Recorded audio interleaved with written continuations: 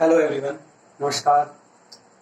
आज अपना टॉपिक है चैप्टर 8 एनसीईआरटी बुक सीबीएसई का इंट्रोडक्शन टू द ट्रिग्नोमेट्री। पहले हम जान लें कि ये हमारी ट्रिग्नोमेट्री क्या है।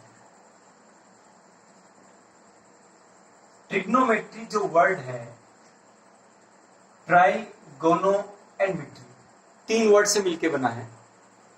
मैथमेटिक्स की हमारी ये भी एक ब्रांच है, जैसे हमारे एलजेब्रा है, जैसे हमारे अर्थमेटिक है, जैसे हमारे सिमिलर जो मैथमेटिक्स की ब्रांचेज हैं, उसी प्रकार से अपने ट्रिग्नोमेट्री भी मैथ की एक ब्रांच है, जिसमें हम क्या स्टडी करते हैं?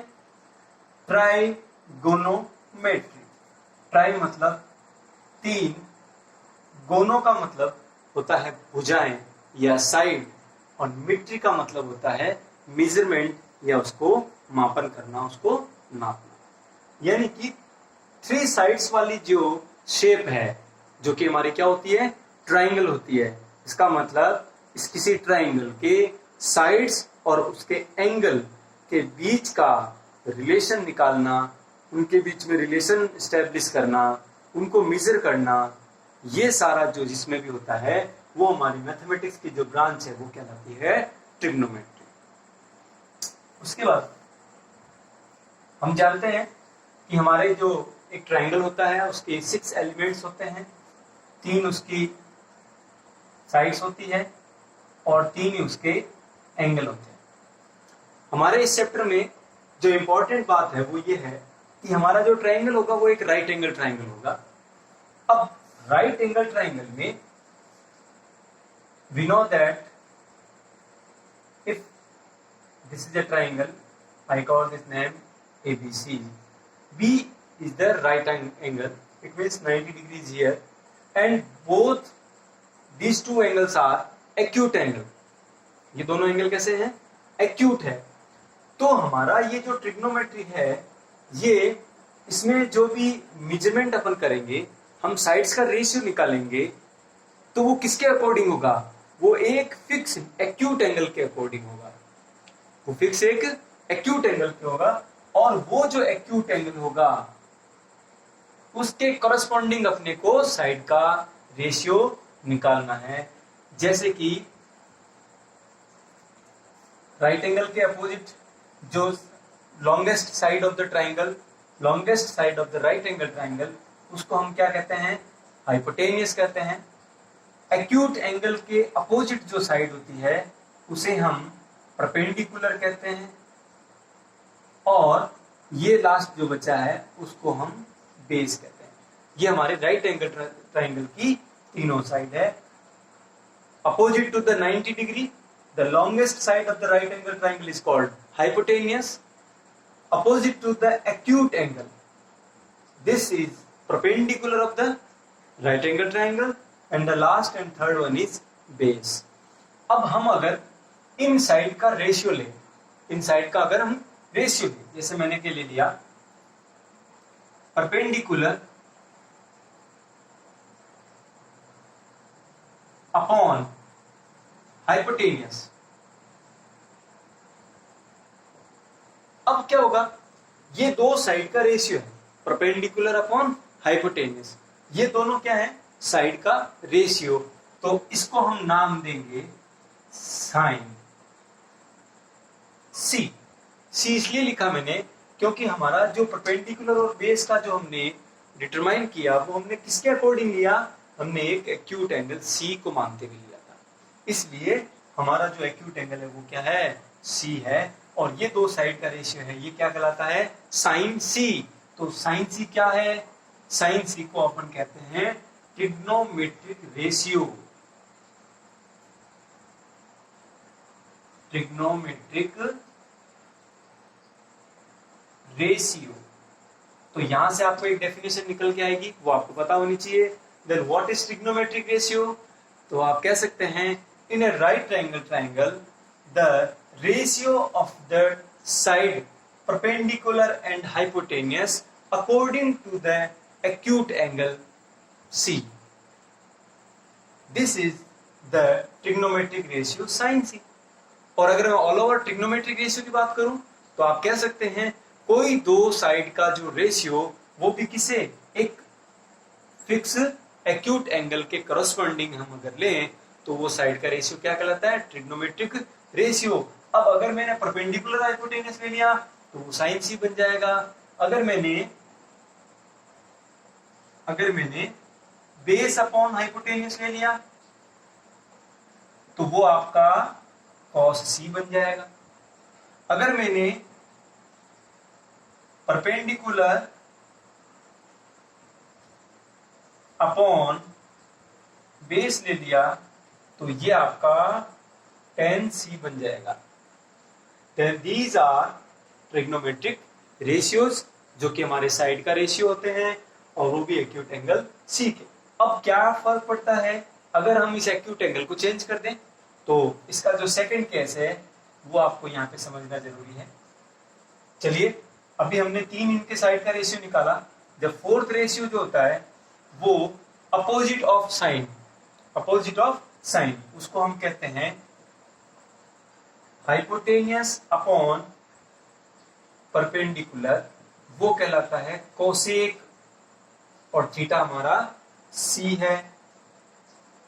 अगर हम कॉस का बात करते हैं तो कॉस का जो रिवर्स जो रेशियो होता है हम वो कह सकते हैं हाइपोटेनियस अपॉन बेस, वो कहलाता है हमारा सेक सी। और जो लास्ट जो tan का रिवर्स होता है उसको हम कहते हैं बेस अपॉन परपेंडिकुलर, ये जो कहलाता है वो कहलाता है cot C। This C denotes where is the acute angle situated। अगर यहाँ पर A है, it means you can say that A is a acute angle and according to the acute angle this side will be perpendicular। तो हमारा ये जो acute angle है वो शो करेगा कि acute angle कहाँ पर है, ये वाला एंगल। अब इसको अपन एक छोटी सी टेबल के रूप में याद करें तो ये जो ट्रिग्नोमेट्रिक रेशियोज है उसके बारे में आप कह सकते हो कि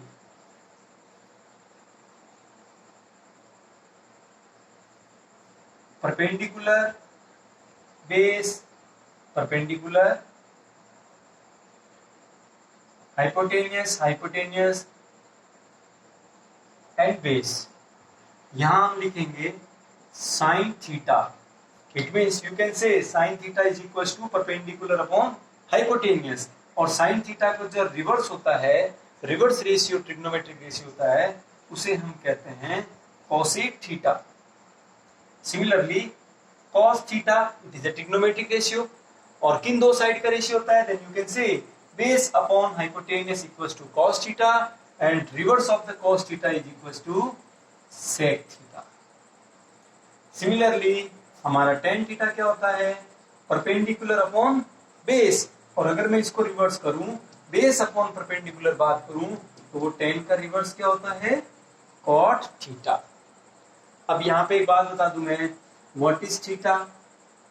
तो थीटा इज नथिंग ऑल, ये केवल और केवल आपका एक एंगल का मेजरमेंट है, एंगल का मेजरमेंट है। जैसे हमने लेंथ को L से डिनोट कर दिया, सिमिलरली हमारा जो एंगल है उस एंगल को हमने थीटा से डिनोट किया।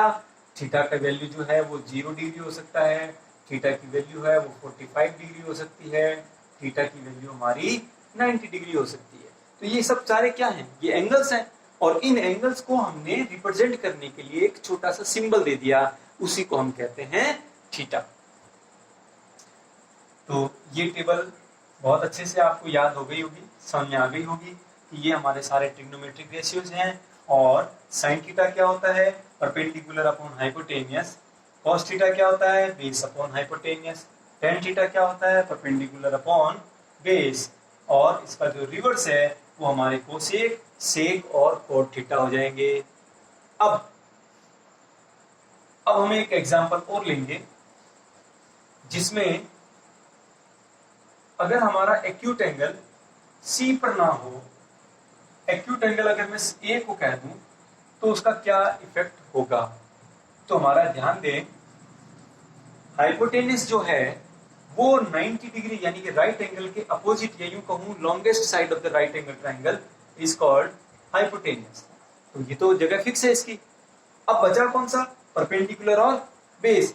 तो हमारा जो एक्यूट एंगल है उसके अपोजिट हमेशा कौन होता है? परपेंडिकुलर होता है। और जो लास्ट थर्ड रह गया वो हमारा क्या हो जाएगा? बेस हो जाएगा। अब अगर मैं बात करूं what is the value of sine A, sine A की वैल्यू क्या है? तो आपको पता है साइन थीटा क्या होता है? Perpendicular upon hypotenuse, perpendicular upon hypotenuse. तो इस डायग्राम को देख के बताइए आप, परपेंडिकुलर की वैल्यू क्या है? BC अपॉन हाइपोटेनस की वैल्यू क्या है? AC। This is the solution. Similarly आपको कोई बोले tan A बताइए, तो आप जानते हो अभी जो मैंने टेबल बताई थी उसको आप एक बार रिपीट करेंगे तो याद हो जाएगा। tan थीटा इक्वल टू क्या होता है? Perpendicular upon base. तो बताइए इसका परपेंडिकुलर कौन है? BC is the perpendicular and base की वैल्यू क्या है? AB। This is tan A। तो हम ध्यान देंगे कि जब हमारा एंगल अगर A होगा तो A के अकॉर्डिंग हम परपेंडिकुलर, बेस और हाइपोटेनस लिखेंगे। अगर हमारा एंगल C होगा तो उस C के अकॉर्डिंग हम परपेंडिकुलर और बेस लिखेंगे। ये तो आपकी सारी बेसिक इंफॉर्मेशन हो गई। अब स्टार्ट करते हैं हमारे इस एक्सरसाइज का फर्स्ट क्वेश्चन, जो कि दे रखा है कि एक राइट एंगल ट्राइंगल जिसका राइट एंगल है वो बी पर है, AC इसका हाइपोटेनियस है और इसका जो परपेंडिकुलर वो 28 दे रखा है, BC की वैल्यू 7 दे रखी है, साइड दे रखी है। अभी तक हमने परपेंडिकुलर और बेस नहीं कहा है क्योंकि हमें अभी तक एक्यूट एंगल नहीं पता, लेकिन हम ये कह सकते हैं कि ये इसकी ट्राइंगल की जो तीसरी साइड है उसको हम क्या कहते हैं? हाइपोटेनियस। और ट्राइंगल की दो साइड अगर दे रखी हो, किसमें? राइट एंगल ट्राइंगल में, तो तीसरी साइड हम निकालते हैं। उसके लिए कौन सी यूज करते हैं theorem? Pythagoras theorem. And what is the Pythagoras theorem? Hypotenuse square equals to perpendicular square plus base square.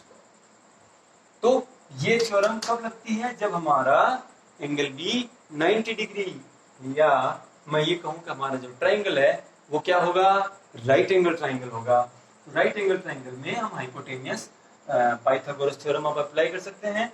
Hypotenuse square equals to perpendicular square 24 square plus base square 7 square. 24 का square करेंगे 24 into 24 तो आपको क्या मिलेगा? 576 and 7 का square कितना आ गया? 49। Hypotenuse square equals to ये आ गया 625 और ये स्क्वायर आपने हटाया तो आपको क्या लेना पड़ेगा? Square root. तो ये आपने ले लिया स्क्वायर रूट। इसका स्क्वायर रूट लिया तो स्क्वायर हट गया, इसके ऊपर कोई स्क्वायर नहीं था, स्क्वायर रूट लगा दिया। और 625 का जो स्क्वायर रूट होता है वो कितना होता है? 25। तो आपने कह दिया इसकी वैल्यू कितनी आ गई? 25। It means now I have all three side of the right angle triangle. अब आपको जिसकी वैल्यू चाहिए वो निकाल लीजिए। जैसे हमारा साइन, उसने कहा साइन ए और कॉस ए निकालिए। साइन थीटा होता क्या है? साइन थीटा होता है परपेंडिकुलर अपॉन हाइपोटेनियस। तो इसमें आप ए को एक्यूट एंगल मानिए क्योंकि हमारा जो एक्यूट एंगल है वो क्या है? ए है। तो इस एक्यूट एंगल के अकॉर्डिंग परपेंडिकुलर की वैल्यू बता दीजिए। 7 अपॉन हाइपोटेनियस की वैल्यू कितनी है? कोई डाउट? सेम कॉस ए होता क्या है? बेस अपॉन हाइपोटेनियस होता है। तो इस एक्यूट एंगल ए के अकॉर्डिंग ये तो आपने कहा परपेंडिकुलर है, तो ये कौन हो गया? बेस हो गया। तो बेस की वैल्यू कितनी है? 24 अपॉन हाइपोटेनियस कितना है? आई होप आपको अच्छे से समझ में आ गया। अब उसने कहा नहीं, आप तो साइन सी की वैल्यू बताइए। तो आपने कहा कि जो साइन ट्रिग्नोमेट्रिक रेशियो जो होता है वो होता तो परपेंडिकुलर अपॉन हाइपोटेन्यूस ही है। बस ध्यान क्या रखना है आपको, एक्यूट एंगल सी को बनाना है। तो इस क्वेश्चन को करने से पहले आप फॉर्मूला, साइड वही है, हमारे वर्टिसेस वही हैं, ए बी एंड सी, बस इस बार हमारा एक्यूट एंगल क्या बन जाएगा, सी बन जाएगा। तो सी के अकॉर्डिंग ये क्या बन जाएगा आपका परपेंडिकुलर, ये क्या बन जाएगा बेस, और हाइपोटेनियस तो फिक्स होता है। अब बताइए साइन सी परपेंडिकुलर, इसके अकॉर्डिंग परपेंडिकुलर कौन है 24 अपॉन हाइपोटेनियस कितना है, कॉस सी की वैल्यू बताओ, cos C equals to base upon hypotenuse, base की वैल्यू बताइए। इसके अकॉर्डिंग ये तो हो गया आपका परपेंडिकुलर, बेस कितना हो गया 7 अपॉन हाइपोटेनियस इज। कोई डाउट, कोई डाउट हो तो मुझे मैसेज के थ्रू, कमेंट के थ्रू और पूछ सकते हैं। सेकंड क्वेश्चन है वही है, एक आपको राइट एंगल ट्रायंगल दे दिया जिसकी टू साइड्स हैं वो 12 सेंटीमीटर एंड 13 सेंटीमीटर है। Right angle triangle P Q R, P Q equals to 12 and P R equals to 13 unit. We know that this is hypotenuse, वो तो फिक्स होता है।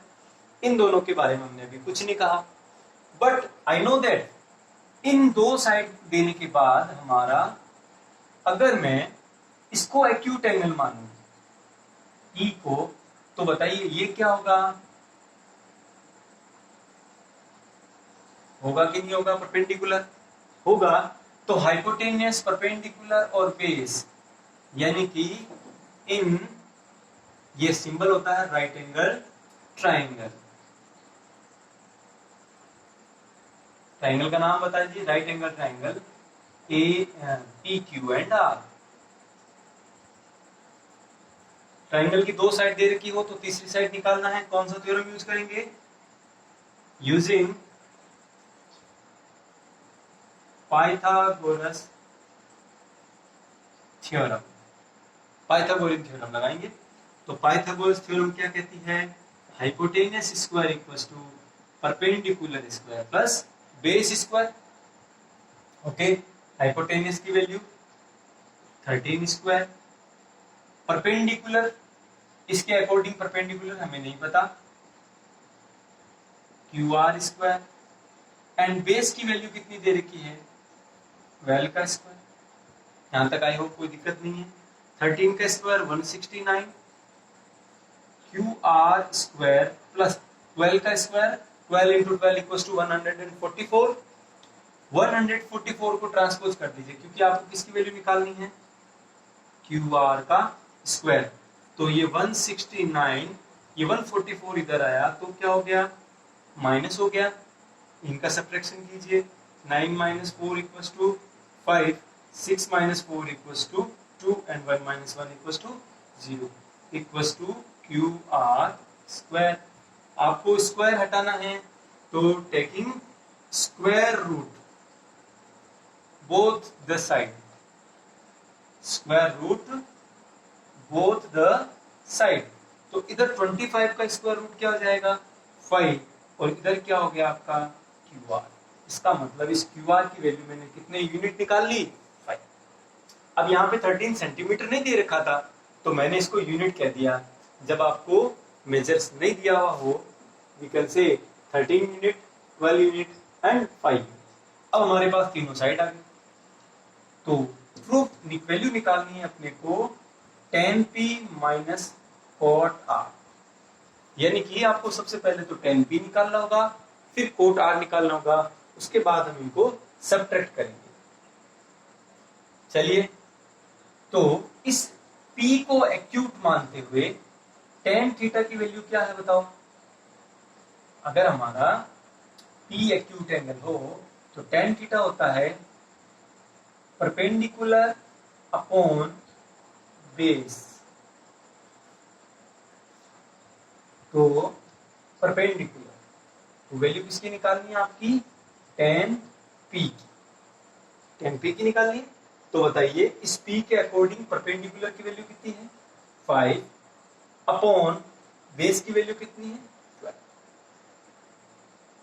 Similarly अपने को क्या निकालना है, cot r, और cot थीटा क्या होता है, tan का रिवर्स होता है, बेस अपॉन परपेंडिकुलर। अब इस r के लिए आप चाहो इसी में अलग से नोटेशन दे दीजिए, किसी भी प्रकार थोड़ा सा नोटेशन चेंज होना चाहिए। तो अगर मेरा r अगर एक्यूट है तो मेरे लिए r के सामने ये क्या बनेगा, परपेंडिकुलर बनेगा। आप चाहो तो एक साइड में छोटा डायग्राम दूसरा भी बना सकते हैं, ये हमारा p q r, ये 13, ये 12 और ये हमने 5। तो अगर मैंने इसको r को एक्यूट माना तो ये मेरा क्या हो जाएगा, परपेंडिकुलर, ये कौन है, हाइपोटेनियस, और ये कौन है, बेस। तो अब बताइए कॉट r के अकॉर्डिंग बेस कौन है, 5 अपॉन परपेंडिकुलर कौन है, 12। तो हमारे पास tan p और cot r आ गया, इसकी वैल्यू यहां रख दो।